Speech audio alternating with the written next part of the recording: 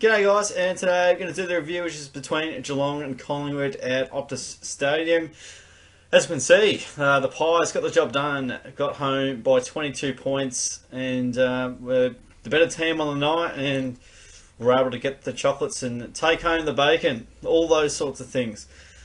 So yeah, look, it was a tough game watching on at times. Definitely it was sort of low scoring from the Cats' point, but what we do know is Geelong, they don't give up, and they kept trying. So if we have a look at a little bit of a score graph, obviously the Pies, they always get off to a good start and they always lead at quarter time.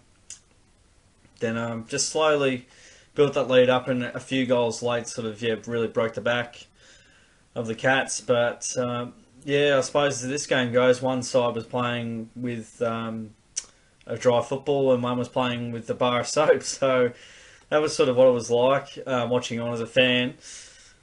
So yeah, Geelong really, they weren't very clean with the ball. We tried hard and cracked in really hard and gave it a red hot crack.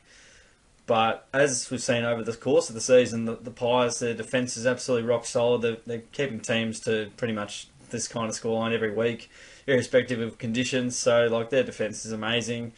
They've got a very dynamic forward line, and their midfield, as we know, it's pretty good. So they're genuinely a premiership contender for sure.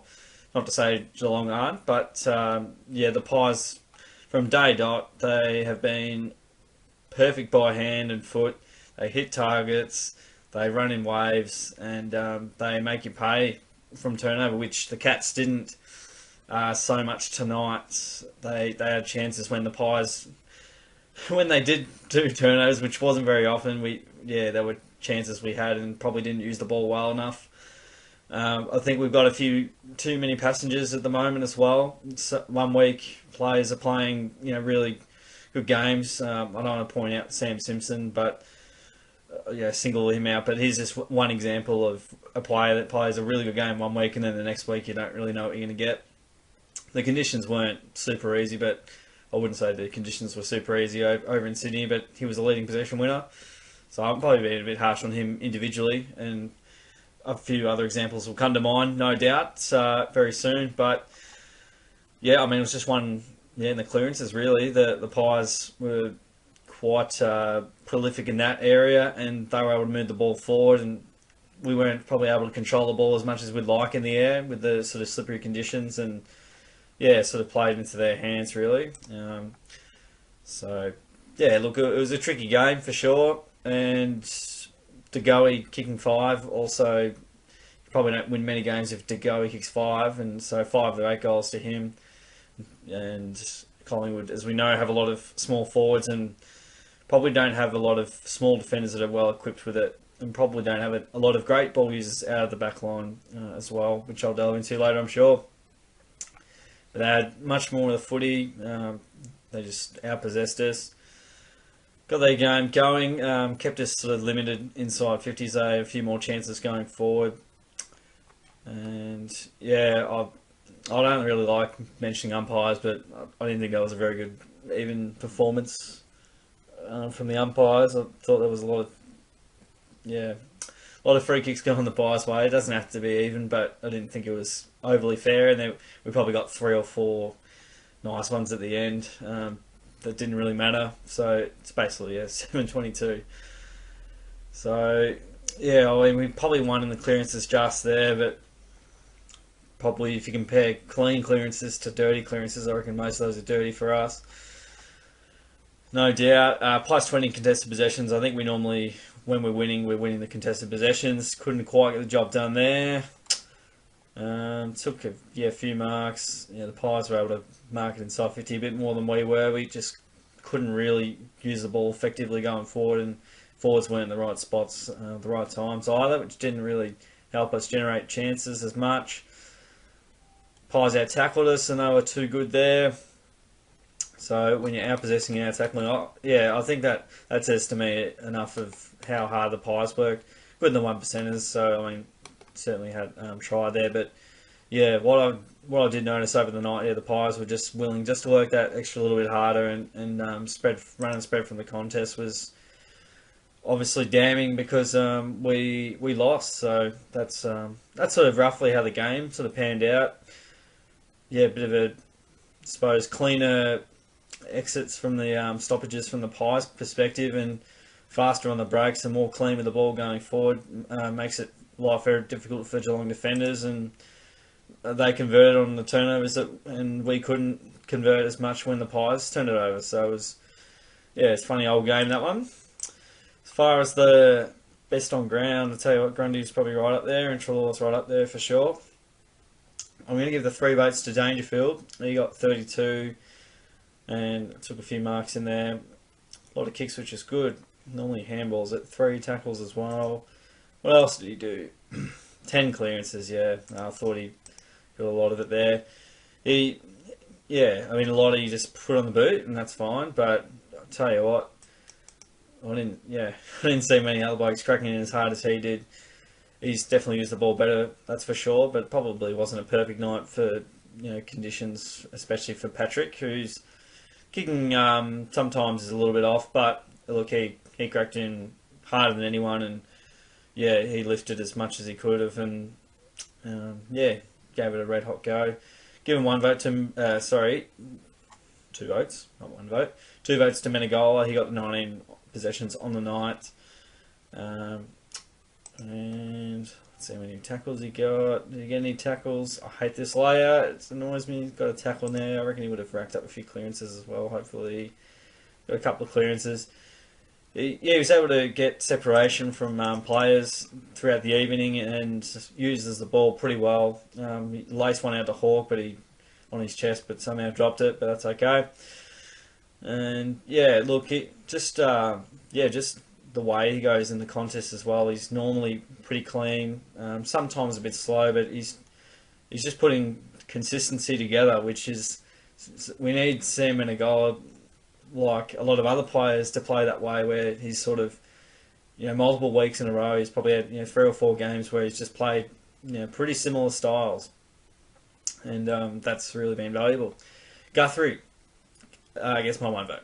So he got a goal in there, 28 touches, so he got a fair bit of it. Some 8 clearances as well, which is really good. So yeah, there was times where he's a little bit sloppy and probably didn't make the right decision, but again, I thought he cracked in really well and did a pretty good job there. Got a lot of the footy for shorter game time, and he had a red hot go with no Selwood. Obviously, yeah, Joel Selwood going out hurts, and also Clark. He had 12 touches, and then he went off with a shoulder injury, sadly. So there's been so many games where the Cats have just had 2 players go off the ground with injury, and off a 6-day break. There's just only so many times you can go back to the well and battle with 2 guys on the bench. So these soft tissues and general injuries, the Cats just can't catch a break. There'll be Narkle, Duncan and Selwood, all soft tissue injuries, so it's certainly taking a toll, and Selwood hasn't had hamstring injuries for years, so it's definitely significant impact, and tough on the players to get up from week to week and provide a solid contribution to the team. So hopefully the Cats can play a game where there's a full bench to work with, so that they tied a little bit late as well, which also obviously contributed to just not quite being able to go to the line. DeGoey obviously got a hold of us as well, and we just didn't have any answers down there, unfortunately. As far as Adelaide looks, we're 3rd at the moment. I believe we were 2nd going into it. So we could we'll probably go down as low as 6, I'd say, if things went really crazy, but I'd say that's where the Cats are, sort of between a middle-of-the-road team and a good team. So that's probably where I'd have them. Between the middle of the road and a pretty good team, I'd have them right at the minute. And I tipped the Pies going in this game, so I wasn't shocked. But at the end of the day, I was disappointed. We got close, but just couldn't quite get the job done. But that's okay. So we've got Monday game coming up against the Dockers. Optus Stadium. We traditionally don't play super well at Optus, and we got beaten by the Dockers last year. So we don't lose 2 in a row often either, and we'll have a fair break and hopefully nice and refreshed. I'll see how the Dockers go this week, but I want to back us in to win this one, even though my gut says if we were a better team this time last year, and the Dockers were probably not as good as a team as they are now, and they're at home, makes me believe the Dockers will win. But yeah, I'm a firm believer we don't lose 2 in a row very often as well. So that'll be very tough indeed to pick that one. So I think we're arguably the hardest team to pick because you just don't know what we're going to deliver from week to week.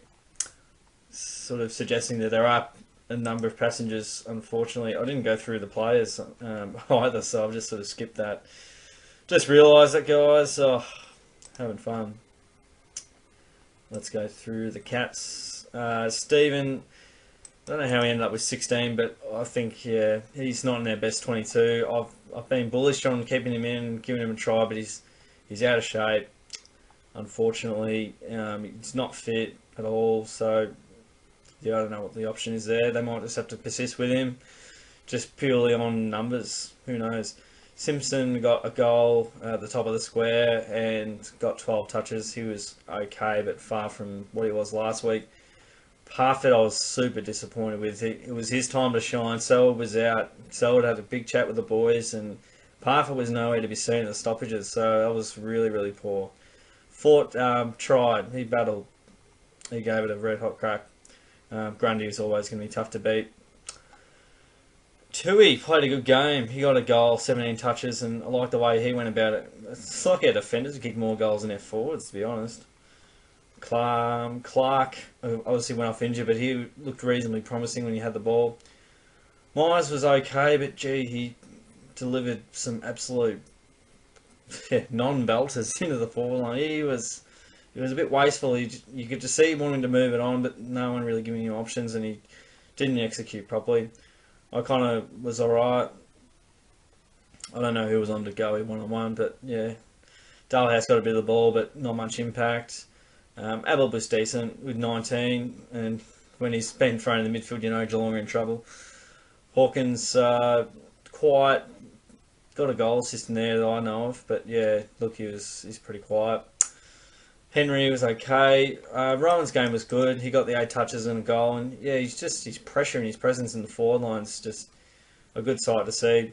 Taylor, not bad, but he always just gets like 7 or 8 touches a game. Cole Jasny was alright, but yeah, to go hit a few goals on him, so probably not amazing. But yeah, the back line they don't really get a lot of the footy anyway. Radically, he's got to go.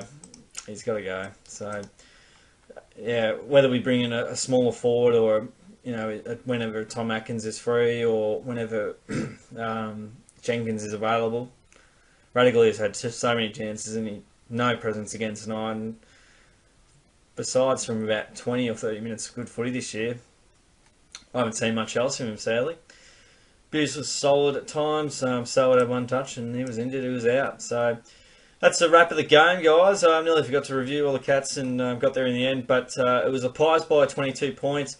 Hope you enjoyed the review. Give it a like, subscribe away to stay on top of all these reviews. That'd be amazing and muchly appreciated. And I'll thank you guys all for watching in, tuning in, and hopefully the Cats can jump back on the winners list next week. So thanks for hanging around, guys. I'll catch you on the next video.